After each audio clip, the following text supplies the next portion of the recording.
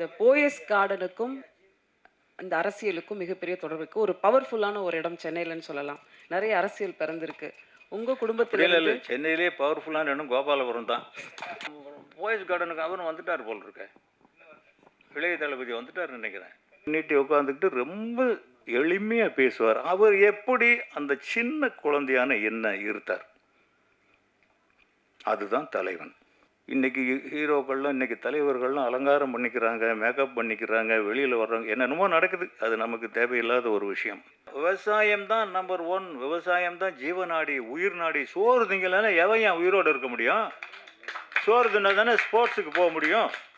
எப்படி போக முடியும் ஸ்போர்ட்ஸுக்கு? அவன் 3வது படம் பண்ணிட்டேன். யார் நீங்கள் யாத்திராவை சொல்கிறீங்க? வருவார். அதில் இந்த வீட்டில் இன்னும் 4-5 பேருக்கு வாய்ப்பு இருக்குங்க. ஒருத்தர் வந்துட்டார், அவர் என் மகளோட பையன் பவிஷ்ங்கிறவர். அவர் இப்போ 5வது கூட பண்ணிகிட்டு இருக்காரு.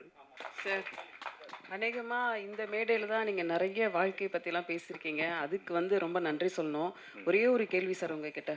இந்த போயஸ் கார்டனுக்கும் அந்த அரசியலுக்கும் மிகப்பெரிய தொடர்பு இருக்கு. ஒரு பவர்ஃபுல்லான ஒரு இடம் சென்னையிலன்னு சொல்லலாம். நிறைய அரசியல் பிறந்திருக்கு.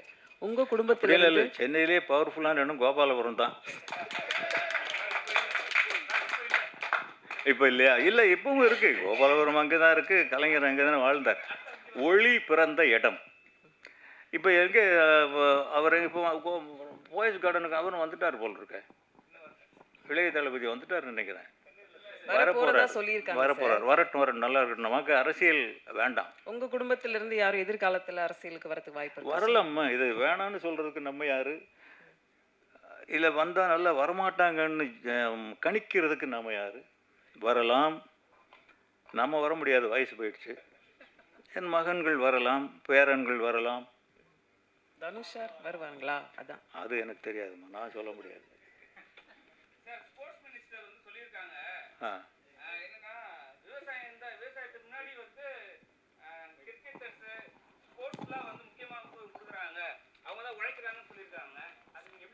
இல்லை எனக்கு புரியல, நீங்கள் இங்கிலீஷ் வார்த்தையாக சொன்னீங்க.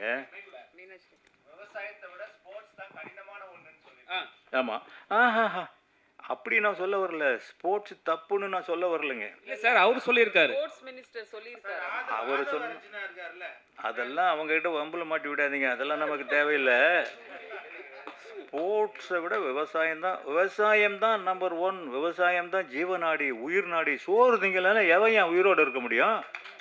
சோறு தின்னா தானே ஸ்போர்ட்ஸுக்கு போக முடியும். எப்படி போக முடியும் ஸ்போர்ட்ஸுக்கு? அதுதான் ரொம்ப முக்கியம். அவர் ஸ்போர்ட்ஸு இருக்கணுங்கிறது ஒரு நாட்டை கட்டமைக்கிறது, இளைஞர்களை கட்டமைக்கிறது. விவசாயம் அப்படி கிடைக்காது.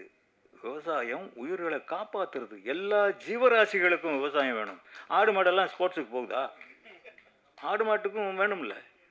அதனால் விவசாயத்தோட எதையும் கம்பேர் பண்ணாதீங்க. விவசாயம்தான் உயிர் நாடி. விவசாயம் இல்லாத நாடு எதுவுமே உருப்படாது. இப்போ நம்ம ஊரில் பாருங்கள், இந்த ரியல் எஸ்டேட் தான் நடக்குது. விவசாயம் நடக்கலை. எவனுக்கும் உள்ள தெரியல. இவங்க இலவசமாக பொண்டாட்டி வெட்டி வைப்போம்னு சொல்லலை. இன்றைக்கி அதையும் சொல்லிட்டாங்கன்னு வைங்களேன். எவனுமே வேலைக்கு வர்றது இல்லையா? விவசாயம் பண்ணுறதுக்கு ஆளுங்களே இல்லை. சொல்லுங்கள் மைக்கு சார்.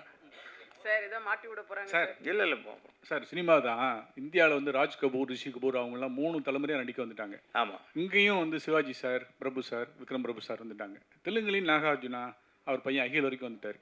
உங்கள் பேரன் நல்ல இப்போ நல்ல பெருசாக இதாக இருக்கா தனுஷ் சார். 2 பையன். அப்போ பெருமைப்பட வேண்டியது தானே. அவங்க வரிசையில் நானும் வந்துட்டேனே. நடிக்க வர போகிறாங்களா? ஒரு டைரக்ஷனில் ஏதாவது வாய்ப்பு இருக்கா? யாருக்கு? உங்கள் பேரனுக்கு சார். அவன் 3வது படம் பண்ணிட்டேன். யார் நீங்கள் யாத்திராவை சொல்கிறீங்க? வருவார். அதில் இந்த வீட்டில் இன்னும் 4-5 பேருக்கு வாய்ப்பு இருக்குங்க. ஒருத்தர் வந்துட்டார், அவர் என் மகளோட பையன் பவிஷ்ங்கிறவர். அவர் இப்போ 5வது கூட பண்ணிகிட்டு இருக்காரு. ஆமாம், அப்படி வருது. அது நிறைய பேருக்கு வருது. இவர் யாத்ரா வருவார், லிங்கா வருவார். இன்னொருத்தன் இப்போவே அசிஸ்டன்ட் டைரக்டரை ஒர்க் பண்ணிகிட்டு இருக்கிறான். அவன் டைரக்டர் ஆவான். அவ்வளோதான். இங்கே சாப்பிட்டுட்டு எங்கே போய் வேலை செய்கிறது? அந்த கல்வி நமக்கு கிடைச்சிடுறது இல்லை. வெறும் அந்த டிகிரியை மட்டும் வச்சுக்கிட்டு எனக்கு டிகிரி எந்த வகையிலையும் உதவி செய்யலை அப்படின்னு ஒரு காமராஜர் வந்துருப்பாரா? டாக்டர் அப்துல் கலாம் இந்தியாவுடைய முதல் குடிமகனானார். அவர் அவ்வளவு படித்தவரா? இருந்தும் மாணவர்கள் பின்னாலேயே தான் சுற்றினார் அவர் வந்து ஏன்னா இந்தியா அங்கே தான் இருக்குது. நீங்கள் எடுத்துக்கிட்ட ஒரு முயற்சி டாக்டர் ஏபிஜே அப்துல் கலாம் அவங்க எடுத்துக்கிட்ட முயற்சி.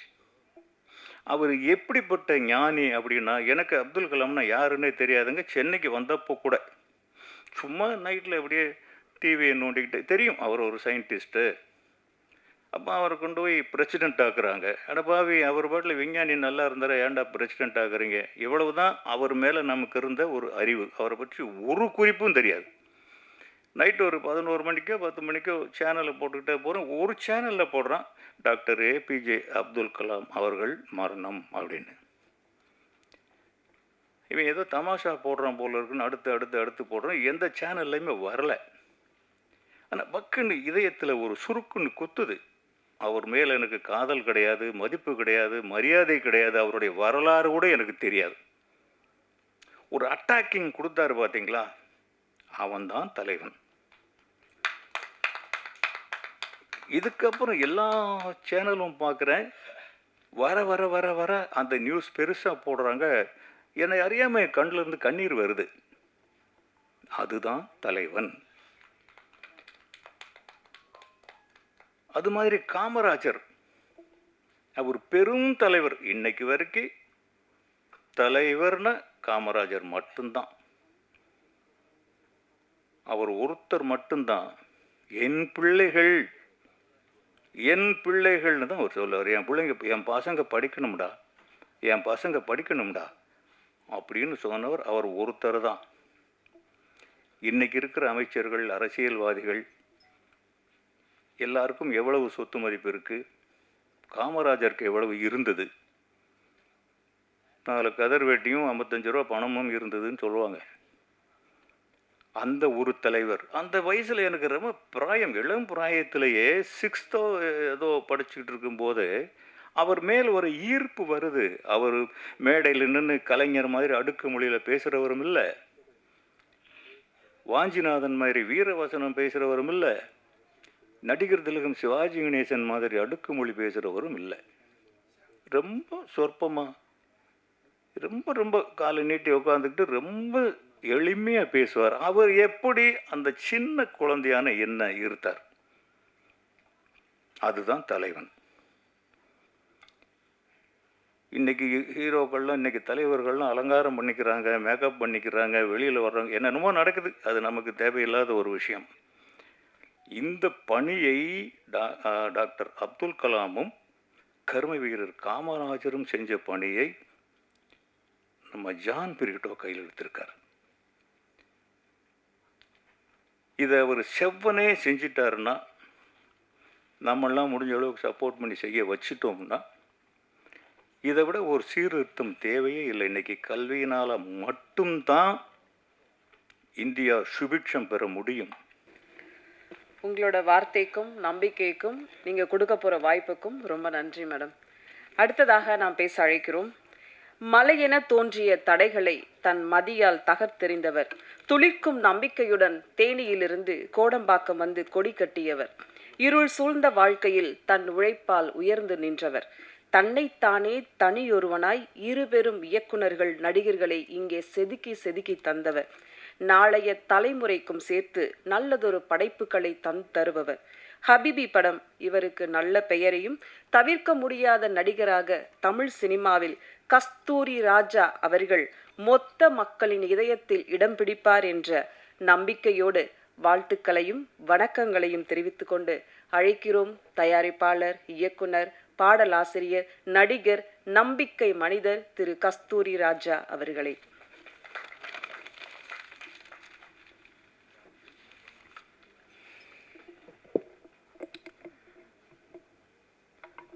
வணக்கம். அத்துணை நண்பர்களுக்கும். இவங்கெல்லாம் ரொம்ப படித்தவங்க, அந்தந்த துறையிலேயே சம்மந்தப்பட்டவங்க. அதனால் நிறைய விஷயங்களை ஈஸியாக சொல்லிட்டாங்க. நீங்கள் எல்லாருமே எனக்கு தெரிஞ்சவங்களாக தான் இருப்பீங்கன்னு நினைக்கிறேன். மீடியா பீப்புள் எல்லாருக்குமே எனக்கு தெரியும்.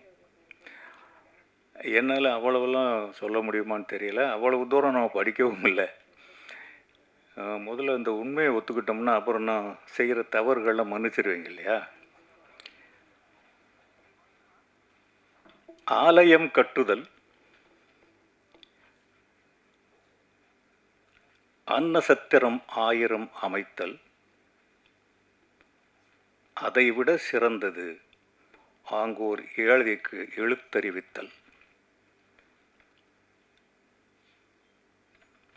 எனக்கு ஃபஸ்ட்டு இப்போ 2 நாளுக்கு முன்னாடி தான் கவிதா மேடம் சொன்னாங்க, அக்னி சிறகுகள் அப்படின்னு ஒரு அமைப்பு இருக்குது சார், அவங்க இதெல்லாம் பண்ணுறாங்க. என்னடா இந்த காலத்தில் இப்படி ஒன்று பண்ணுறாங்களான்னு ஆச்சரியமாக இருந்தது. ஏன்னா இன்றைக்கி பசங்கள்லாம் எங்கேயோ போகிறாங்க, அவங்கள வந்து இழுத்து பிடிக்கிறதுக்கோ தலை திருப்பதுக்கோ நமக்கு சக்தி இல்லை. அவங்க நம்ம கண்ட்ரோலை மீறி எங்கேயோ போயிட்டாங்க. அதுக்கு நிறைய உதாரணங்கள் நடந்துக்கிட்டே இருக்குது. நல்ல வழியிலையும் சரி, கெட்ட வழியிலையும் சரி. நல்ல வழியில் கொஞ்சமாகவும் கெட்ட வழியில் அதிகமாகவும் போய்கிட்டு இருக்காங்க. இவங்களை நல்வழிப்படுத்துறதுக்கு அந்த ஒரு முயற்சியில் இறங்கின அக்குனி சிறகுகள் அமைப்புக்கு திரு ஜான் பிரீட்டோ அவர்களுக்கு 1000 முறை கைதட்டினாலும் தகும். ஏன்னா இப்படி ஒரு இன்றைக்கி நிறைய பேருக்கு பொழுதுபோக்கு அம்சங்கள் நிறைய இருக்குது, அதில் தான் கான்சென்ட்ரேட் பண்ணுறாங்க. பொதுவாக இன்றைக்கி பசங்கள்லாம் பார்த்திங்கன்னா அந்நிய நாட்டு கனவை அண்ணாந்து பார்த்துக்கிட்டு இருக்கான். அங்கே தான் சம்பாதிக்க முடியும், அங்கே தான் வேலை பார்க்கணும். எல்கேஜியில் சேர்க்கும் போது பேரண்ட்ஸே அயல் நாட்டு கனவோடு தான் சேர்க்குறாங்க. ஜப்பான் போவானா, அமெரிக்கா போவானா, துபாய் போவானா. இப்போ சமீபத்தில் நான் துபாய் போய்கிட்டு வந்தேன், இந்த ஹபீபி படத்தினுடைய விளம்பர நிகழ்ச்சிக்காக. அங்கே தமிழ் தான் நிறைய பேசுகிறாங்க, அடுத்தது மலையாளம் பேசுகிறாங்க. ஆனால் மலையாளம் தான் அதிகம் போல் இருக்குது பேசுகிறாங்க. அப்படின்னா இங்கே என்ன இந்தியாவிலையோ தமிழ்நாட்டிலையோ ஒன்றுமே இல்லையா என்ன? நிறைய இருக்குது. ஆனால் நம்ம தலை நம்ம நாட்டை பார்க்குறதே கிடையாது. இந்த மாதிரி சமயத்தில் அக்குனி சிறகுகள் கொடுத்த ஜான் பிரீட்டோவுக்கு ரொம்ப பெரிய பொறுப்பு இருக்குது. அந்த பொறுப்பு யார் அவருக்கு தூண்டினாங்களோ என்னமோ தெரியாது, அவர் இதை முயற்சி எடுத்திருக்காரு. கிட்டத்தட்ட இன்றைக்கி இலவச கல்வி கொடுக்குறது அப்படிங்கிறதும், அதை விட பெருசு வேலை வாய்ப்பை உருவாக்கி தருவதுங்கிறதும். அதாவது நம்ம பிள்ளைங்க படிக்கிற பிள்ளைங்களை நம்ம நாட்டிலேயே தங்க வைக்கணும். அவங்களுடைய அறிவு இந்த மண்ணுக்காக விதைக்கப்படணும். இந்த தொண்டு செய்கிற திரு ஜான் பிரீட்டோ அவருக்கு எவ்வளவு சப்போர்ட் பண்ண முடியுமோ அவ்வளவும் சப்போர்ட் தான். அவரால் தனிப்பட்ட முறையில் அதை செய்ய முடியும். ஆனால் செய்கிறாரா எப்படின்னு எனக்கு தெரியல. அவருக்கான ஆதரவையும் உதவிகளையும் நம்மளால் முடிஞ்ச அளவு செஞ்சால் தான் அவரால் இது ரொம்ப பெரிய சாதனை, அதை சாதிக்க முடியும். அவர் செஞ்சிருவார். இல்லைன்னா எப்படி அவருக்கு எந்த நோக்கம்? இன்றைக்கி 1000 வழிகள் இருக்குது வாழ்கிறதுக்கு, 1000 பிஸ்னஸ் இருக்குது சம்பாதிக்கிறதுக்கு. அதெல்லாம் விட்டுட்டு இப்படி ஒரு முயற்சி எடுத்திருக்காருனாக்கா ரொம்ப பாராட்டத்தக்க விஷயம். ஆனால் சின்ன வயசு தான் இருக்கும். என்ன பிரதர் உங்களுக்கு வயசு இருக்கும்? 31. என்னுடைய வயசில் பாதிக்கும் குறவு. எனக்கு 72 வயசுங்க. 31ன்னா 2 பங்குன்னா கூட 62 தான் ஆகணும். இந்த வயசு இவ்வளவு சீரிய சிந்தனைகள் வந்திருக்குன்னா அது ரொம்ப பெரிய ஒரு ஞானிகளுக்கு தான் வரும். விவேகானந்தருக்கு வரும். எனக்கு தெரிஞ்ச கல்வி அப்படின்னா 2 பேர் தான் ஞாபகத்துக்கு வருவாங்க.